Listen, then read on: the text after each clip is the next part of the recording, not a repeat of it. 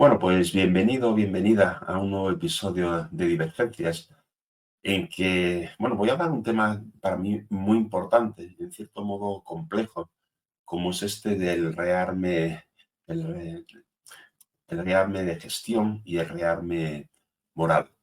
La verdad que es un tema que tengo en mi cabeza desde hace muchos años, pero utilizo esa expresión del rearme de gestión y el rearme moral porque creo que literalmente fue como lo mencioné en un evento online que tuve hace pues, un par de semanas, algo así, que fui invitado por Plácido Domenech en X-Hub. La verdad que para hablar de un tema que no tenía nada que ver. Era para comentar el evento de We Robot lanzado por Elon Musk. Y yo mi intención realmente era hablar de robots, de tecnología, de innovación, de emprendimiento. Pero la verdad que no sé cómo llegamos a este punto, en esto que las conversaciones largas al final derivan. Y entonces mencioné un poco este tema de la necesidad de un rearme de gestión y de un rearme moral. Después de acabar el episodio dije, bueno, voy a explicarlo un poquito más en mi propio canal, en Divergencias, qué quería decir, porque ahí era un tema como colateral que surgió y aquí, bueno, pues le puedo dedicar el tiempo. Cuando hablo del rearme de gestión y del rearme moral, el rearme de gestión lo centro sobre todo prácticamente completamente en el ámbito de la política y la administración pública. Sobre todo voy a decir de la administración pública. El tema del rearme moral, aunque tiene mucho que ver también con la política de administración pública, en realidad creo que es algo más general. Es casi un poco una necesidad, diría, de toda de toda la sociedad, podríamos decir. Cuando hablo de la necesidad de un rearme de gestión en el ámbito de la política, de la administración pública, pues en el fondo nace de una percepción. Si hablo de rearme es porque es algo que hay que rehacer o que hay que mejorar, y es porque tengo una clara percepción y probablemente tú que me escuchas estés de acuerdo en una clara falta de profesionalidad y falta de competencia en la administración pública, especialmente en los niveles más altos, que son los niveles más políticos. Probablemente a la gente que le guste más la política, que esté más metido en ella, no esté de acuerdo conmigo, pero yo pienso que la política, la verdadera política, tiene mucho que ver con la administración de los recursos públicos. Y, y de hecho sí lo expresé hace ya muchos años. Es un poco anecdótico, pero lo comento. Hace, ya digo, muchos años estaba en una clase de inglés. O sea, ya, imagina tú, tenía muy poco que ver con esto. Pero lo de esto que unas clases de inglés te hacen hablar de temas variopintos simplemente para que hables, para practicar. Y no sé muy bien cómo era el tema que que había propuesto la profesora, pero sí sé que yo comenté esto. Intentaba explicarlo en inglés que me costaba explicarlo, que, que necesitamos llevar un poco las ideas de los negocios a la política, a la administración pública. Claro, utilicé el término business, a lo mejor les sonaba un poco extraño, desde luego a las otras personas, a los dos alumnos que hay por ahí, les sonaba un poco raro lo que les estaba diciendo. A lo mejor si hubiera dicho management, lo hubieran entendido mejor. Pero sí que percibí que no tenía mucho, no estaba muy de acuerdo. Y sin embargo, para mí es muy importante. O sea, realmente la labor más importante de un político es bueno, cuando llega al poder, claro, es la administración de los recursos públicos. Y sin embargo, creo que por desgracia, la política adolece de dos graves defectos en relación con esa administración. Por una parte, hay como dos, no sé cómo decirlo, como dos competencias. Una cosa es ser capaz de ganar unas elecciones y otra cosa es, una vez que las has ganado, ejercer el poder. Y claro, el foco está más puesto, yo creo, en ganar las elecciones. Y entonces, realmente, quienes destacan son aquellos que tienen un discurso atractivo. Y lo que se trabaja es el discurso de la percepción, no realmente los fundamentos que debería haber por debajo. Hay otro problema. Bueno, hay que decir que es inevitable, no es inevitable, todo se puede evitar, ¿vale? Pero que es inherente a las democracias, que es un poco, bueno, cada cierto tiempo hay elecciones y por lo tanto hay legislaturas que es en el plazo en que se supone que se llevan a cabo los planes. Claro, teniendo en cuenta que las legislaturas son de 4 años y teniendo en cuenta que además cierta tendencia, al menos en España, a que ni siquiera duren eso, claro, es muy difícil pensar en planes a largo plazo. Y entonces, bueno, pues tenemos esa problemática. Entonces, yo creo que sinceramente, aunque no soy optimista en ello, también tengo que decirlo, es muy importante fomentar o promover la gestión profesional de los recursos públicos, gestionar la profesionalidad de esa gestión. Y debería, un poco como quise decir en la clase de inglés, deberían trasladarse los mecanismos propios de la empresa privada. No quiero tampoco idealizar la empresa privada. En la empresa privada también se hacen mal las cosas. Pero sí es cierto que en una empresa privada pues se le da importancia pues a la planificación, a los recursos, a los presupuestos, a no pasarse de los costes. Y aunque también suceden cosas inadecuadas, en general se aplican mucho más los criterios racionales de decisión y el decidir por el bien de la empresa. Insisto, no lo voy a idealizar, también hay egoísmos, hay luchas de poder y hay cosas que a veces deforman esa decisión, pero predomina bastante, o eso creo yo, esa es mi percepción, la decisión informada y la decisión racional, la gestión de los recursos económicos, humanos, materiales que tengas. Y en general, pues una gestión, bueno, que con sus defectos tiende a ser bastante profesional. No estoy nada convencido que en la administración pública suceda así, sobre todo, como digo, en los niveles más altos. Y bueno, para cambiar esto habría que hacer cosas que a algunos no son fáciles, pero por ejemplo, habría que partir, yo creo, por una necesidad de conocimiento de los propios que ejercen el poder. En este caso, voy a decir de los políticos, ¿vale? La verdad, yo creo que cualquiera que ejerza un cargo de gestión pública de cierto nivel, ¿vale? Debería tener una serie de conocimientos transversales que es que son inevitables, o yo creo que son inevitables. Debería saber de economía, ciertos conceptos económicos. Debería saber de legislación, de leyes, de instituciones, no digo ser experto, evidentemente, pero sí tener unos conceptos básicos. Apostaría también por una disciplina que me parece fundamental casi en cualquier ámbito, como es la dirección de proyectos. Y yo creo que cualquier, digamos, iba a decir directivo, cualquier alto cargo en la administración pública, cualquiera de las administraciones, ya sea la general del Estado, la autonómica o la municipal, debería tener esta formación. Todos, todos. Aparte de eso, debería de tener formación en su área concreta, en su área específica. No quiero ser oportunista, pero voy a mencionar un caso muy reciente que lo estoy viendo estos días en las noticias, con el caso bueno, del desgraciado asunto de la Dana en Valencia. Entonces, ha salido hace muy poco, pues que no sé si es consejera, que otro cargo tenía en la Generalitat Valenciana, pues la persona, la señora encargada de las emergencias, se enteró ese día y ya tarde de que tenía a su disposición el mecanismo de aviso a móviles.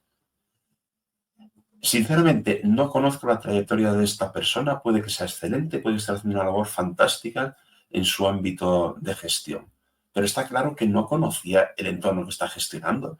Si esta persona hubiera venido del campo de las emergencias, lo hubiera trabajado desde hace años, sabría perfectamente que tenía ese mecanismo. Entonces pongo este ejemplo, insisto, no quiero ser oportunista y además no conozco a la señora más que por lo que ha salido en las noticias y no sé su trayectoria ni por qué está allí. Pero creo que es un ejemplo, es decir, un alto cargo debería saber de aquello sobre lo que está gestionando, debería tener una trayectoria en ese ámbito. Si quieres ser ministro o consejero de Agricultura, tendrás que venir de los asuntos del campo.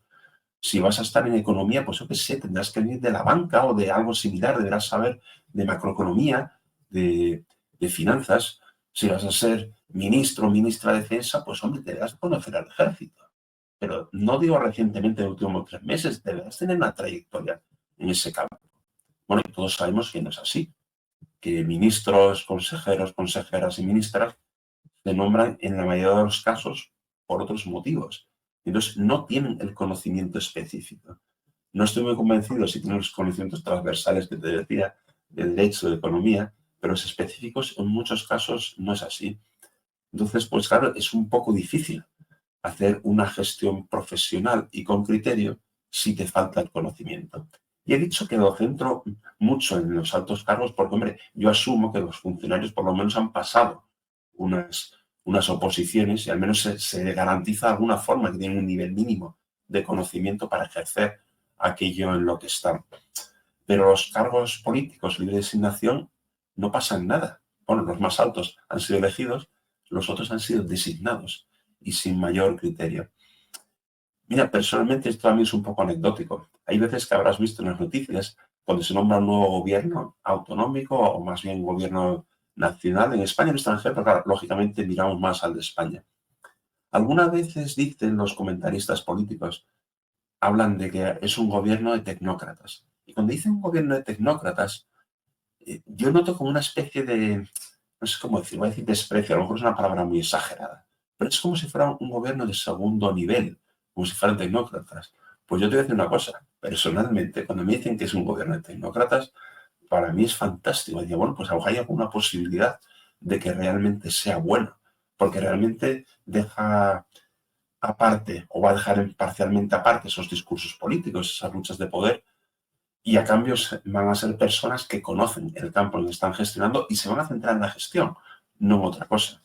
Con lo cual, para mí, pues realmente es refrescante pensar que sea así. Y bueno, pues un poco esta es mi apuesta por la necesidad, apuesta o diagnóstico, la necesidad de un rearme de gestión. El problema es que es difícil, porque ¿qué podemos hacer para hacer ese rearme de gestión? Podríamos exigir esos conocimientos que te decía, igual que se hace una oposición, pues para tener un cargo en la administración del Estado municipal autonómica que se exigiera algún tipo de certificación o titulación o algo que avale esos conocimientos. Pero claro, hacer ese cambio sería hacer una ley que le harían los mismos que no tienen esas capacidades. Con lo cual es un poco complicado. Y en todo caso, como así, se podría crear una cierta cultura de que hay que hacerlo así y que se designaran los cargos con más foco en la gestión y menos en la imagen o en devolver favores o cualquier otra cosa que no tenga que ver con la gestión real de los recursos y de la acción administrativa. El segundo aspecto a comentar es el tema del rearme moral. Ese es un poco más general, aunque en el fondo también parte mucho de la visión de la política de la administración pública, pero yo creo que es casi una necesidad social. El rearme moral me refiero un poco a que yo creo que hay que volver un poco a la ética, pero digamos ya, voy a decir la de verdad, quiero decir, no de discurso bonito, a comportamientos éticos. Tiene que ver con los valores, de nuevo, no de discursos, sino reales, y con hacer lo correcto.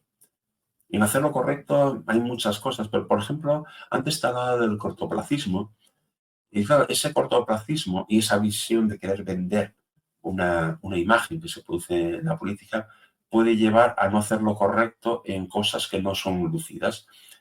Volviendo de nuevo al desgraciado asunto de la Dana y sin querer de nuevo ser oportunista, supongo que habrás oído que bueno, la zona que se ha inundado pues es una zona que se sabía desde hace años, incluso desde hace siglos he oído recientemente que era una zona inundable, que era una zona que tenía serio peligro.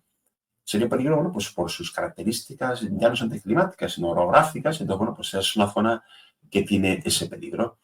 Para probablemente no eliminarlo del todo, pero sí para reducirlo del todo, hay que acometer unas obras de envergadura, supongo que canalizaciones o cosas de ese estilo, pero que son obras caras y que llevan años hacerlas. Y se llegaron a proponer, creo que fue en el gobierno de Aznar, el hacerlas, pero quedaron paradas. Tampoco me conozco los detalles, o sea que tampoco voy a decir mucho en ello, pero hay ese tipo de grandes infraestructuras que trascienden una legislatura. Entonces, por ejemplo, en este caso muy concreto, imagínate, o sea, que hacer esa obra, no sé lo que pueden llevar, pero voy a decir 10 años, ¿vale? Claro, son 2 legislaturas o 3, ¿vale? Claro, y sin embargo, estás comprometiendo muchos recursos. Pues quien tome la decisión tiene que tomarla porque tenga claro que es bueno, no por recoger un rédito político que probablemente no lo va a recoger, simplemente porque es bueno en sí mismo, porque en esa zona es necesario hacer eso. Y debería hacerse con ese criterio y no un criterio cortoplacista. Además, incluso una obra, entre comillas, preventiva, como sería eso, probablemente nunca le luzca, ni siquiera que la ha hecho, ni a que la ha hecho, ni nada, porque si hubiera estado hecha, probablemente estaríamos hablando de algo mucho más bueno, un impacto mucho menor en lo material y, por supuesto, en las vidas humanas, y a lo mejor ni siquiera sería noticia.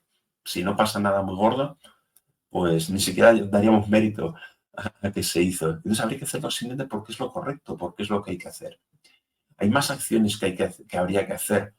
A lo mejor, pues, todo lo que es el reordenamiento, digamos, de la parte energética, pues ese estilo, que si no tienes claro que es bueno hacerlo y que hay que hacerlo porque es lo correcto, pues no lo haces porque el rédito es muy difícil tenerlo. En cualquier caso, hay que ir un poco a esos valores, a esa ética auténtica en las decisiones. Y en los comportamientos. Hay otro ejemplo, para mí fue muy triste comprobarlo. Cuando el caso de la pandemia, cuando el caso del COVID, con todo lo malo que era eso, yo un momento que pensé, bastante al principio, que por lo menos era una gran oportunidad como de unirnos todos, como realmente tener una visión, en nuestro caso España de país, pero podía ser hasta mundial, para remar todos en la misma dirección, para hacer lo correcto, para olvidarnos de ciertas rencillas. Desde luego no fue así. Esa idea probablemente optimista que yo tenía claramente se vio que no fue así. Enseguida empezaron ya las acusaciones directas o veladas entre distintas visiones políticas. Enseguida hubo, bueno, tiras y aflojas, oportunismo político. O sea, al final, una oportunidad que dentro de lo malo podía haber resultado para unir y tener una visión más, pues eso, más de país, incluso más ética, pues no fue así. Y asistimos en casi que cada vez empeora más a una continua, la famosa polarización, los desacuerdos. Y aunque es evidente que puede haber diferencias de opinión, puede haber desacuerdos, eso es lógico, y podríamos pensar hasta que es positivo, cuando lo que ves es que hay la imposibilidad de llegar a acuerdos, eso en el fondo no es creíble, en el fondo eso es mala voluntad. Yo por lo menos no me la creo. O sea, si realmente actuara según lo correcto, estoy seguro que se llegarán a muchos acuerdos, muchísimos. Es lo lógico. Entonces vemos muchos comportamientos, ya no es de coalición, muchos comportamientos incorrectos, mucha falta de respeto a la ley y a las instituciones, algo de lo que creo que hablaré también en otro episodio. Entonces yo creo que debemos tomarnos más en serio la ética auténtica y los comportamientos éticos y morales. En este caso, sobre todo lo estoy centrando en la acción pública. Pero fíjate, aunque en el fondo, voy a decir indirectamente, no tan indirectamente, en este episodio he sido bastante crítico con la acción política. Cuando hablo del rearme moral, en el fondo nos concierne a todos los ciudadanos. Piensa que al fin y al cabo, los políticos están ahí porque los votamos nosotros. Y los políticos, a lo mejor yo puedo pensar que no tienen las competencias técnicas u operativas o de conocimiento que deberían tener, pero eso no quiere decir que sean tontos. Entonces,